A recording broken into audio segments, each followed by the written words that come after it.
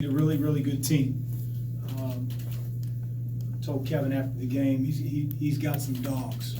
He's got some guys, some junkyard dogs that play hard from the very beginning of the game to the end. And when you can beat a team like that, you stepped up to the challenge because he's got some dogs. Those guys play extremely hard. They play very confidently. They offensive rebound despite their size, and it's the first time we've been hit like that on the offensive glass, maybe since Michigan State. And it's not like we didn't address it. So you tip your hat.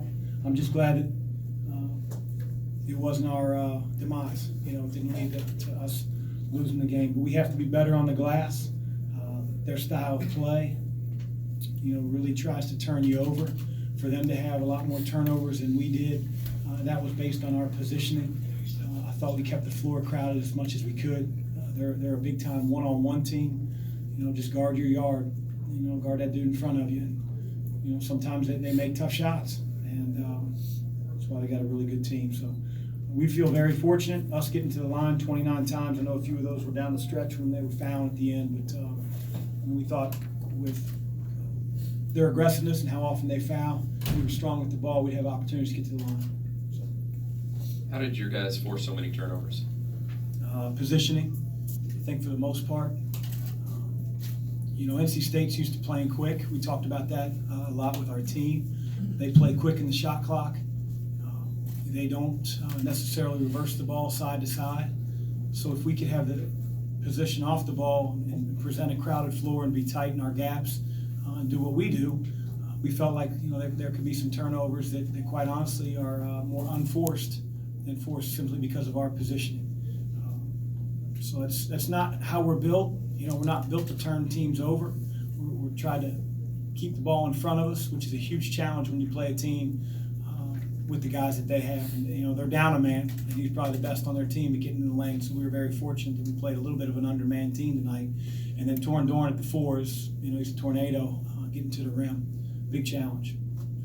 With Dwayne Sutton in foul trouble and with Jordan Ward not having the typical night that he normally does, how did you feel about your team, the way they answered the bell every single time, even though NC State hit a ton of threes? The resiliency really of your team. Yeah, probably have a few answers. I'd start with Jordan and say that I was, without watching the film, especially in the second half, really pleased that he didn't let his offensive, maybe a down night for him, affect his intensity and his locked and being locked in on the defensive end. It didn't affect him, which was huge for our team. I don't know if he'd have been that mature 2 months ago, but that's what it takes to win sometimes.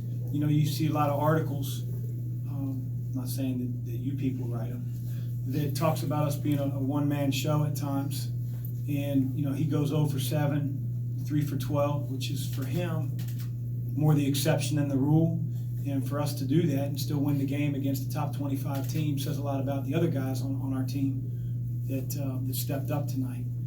Dwayne was tough because I felt like he never really got going. He did have a huge steal from behind. He did a great job of playing with 3 fouls. We opted to sit him out early in the second half, not start him.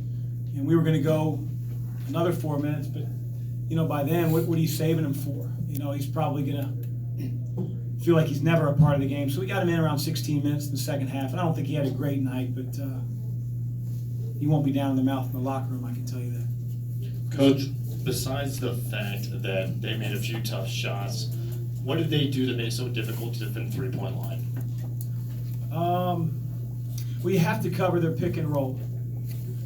And they run it every time down the floor. They put 2 guys in the far corners. You saw the game. They put what I call a paired side opposite the ball. 5-man sets the ball screen, and they roll right down the lane. And whoever you help in on, they have more size than we do outside of Beverly.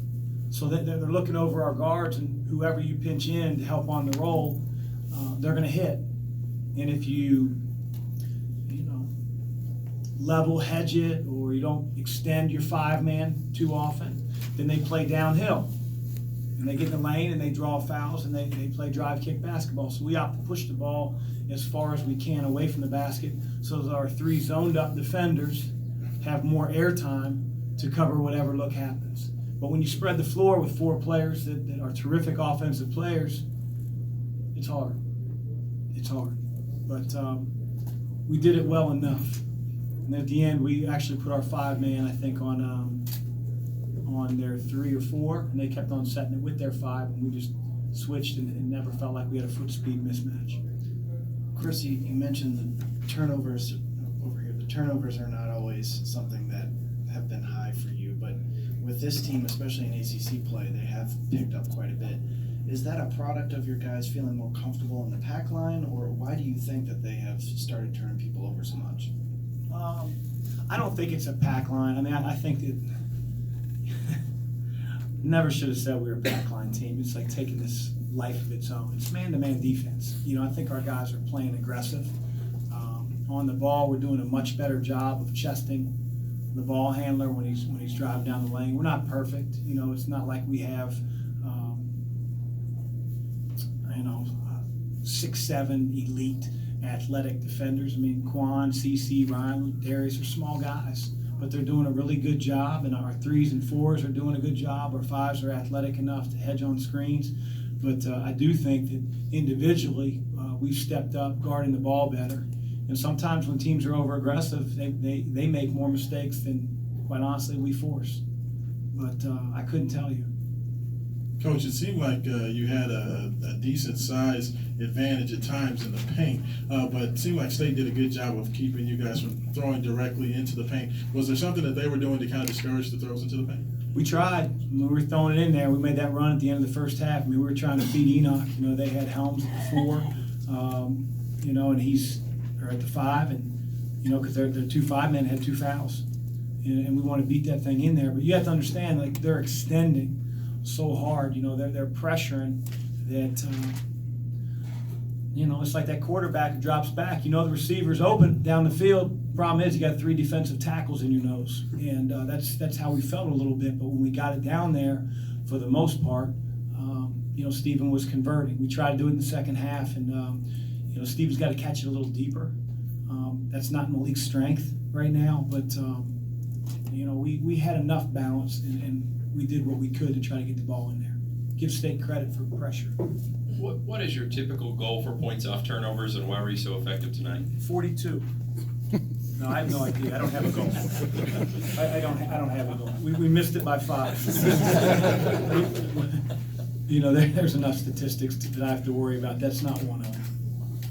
I didn't see Quan's numbers back here, but it seemed like they put a lot of pressure on your point guard no matter what, and he was a guy that was there, to kind of also assist with that quite a bit. What was his night like in your opinion? Yeah, I mean, Quan's that guy. He's a jack of all trades. He'll do whatever the team asks. Made some big time plays. He guards the other team's best perimeter threat a lot of times. For a while in the second half, State just went to full court man-to-man pressure, and just because CC's our point guard. That doesn't mean everybody else gets to be let off the hook. Sorry, buddy, you have to dribble it up against pressure the entire second half. So, we have 2 options when the team is pressuring us like that in terms of our 1 and 2 getting open. We throw it into them, and if they're not in a zone press or run and jump, whoever catches the ball just clears everybody out. And that was a way for us to keep CC from really getting worn out with their full court pressure.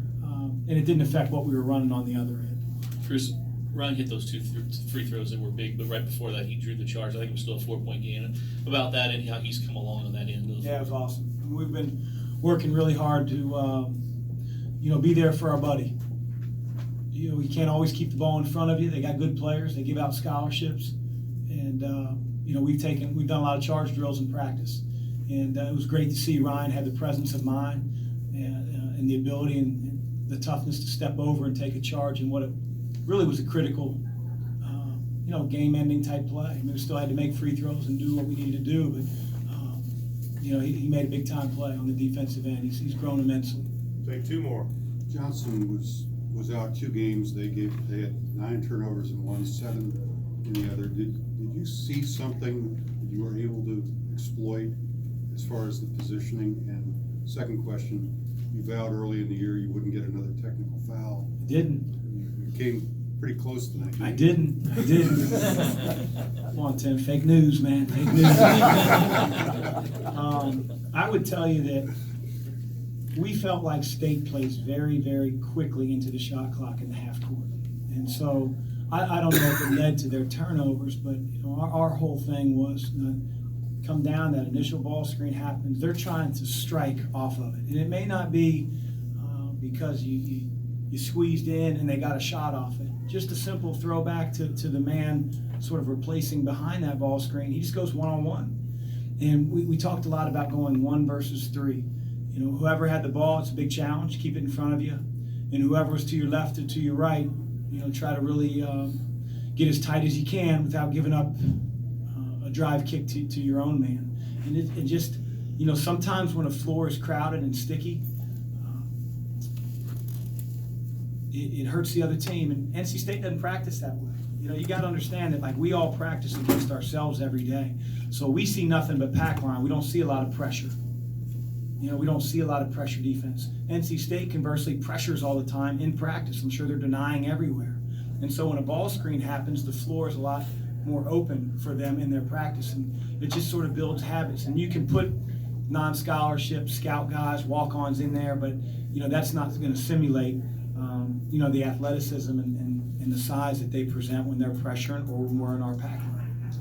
You mentioned that you guys got beat pretty badly on the offensive glass, yet I think they only had like 7 second chance points. Why is that? And are there times where you kind of have to make a decision between, going for the rebound or getting back on defense to stop them in transition?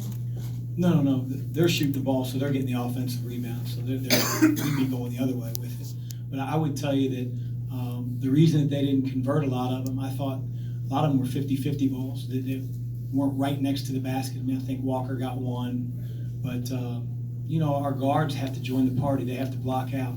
Most teams don't send their 2 guard to the offensive glass. NC State sends 4 guys, which, conversely, if we can get the rebound, we can get up the floor and find ourselves in, great advantages in transition, which we did. But we had to do a better job of getting those 50-50 balls, the longer rebounds, and that's probably why they didn't convert them necessarily into points. Thanks, Coach. Thank you, guys. Coach Keats will be in here shortly.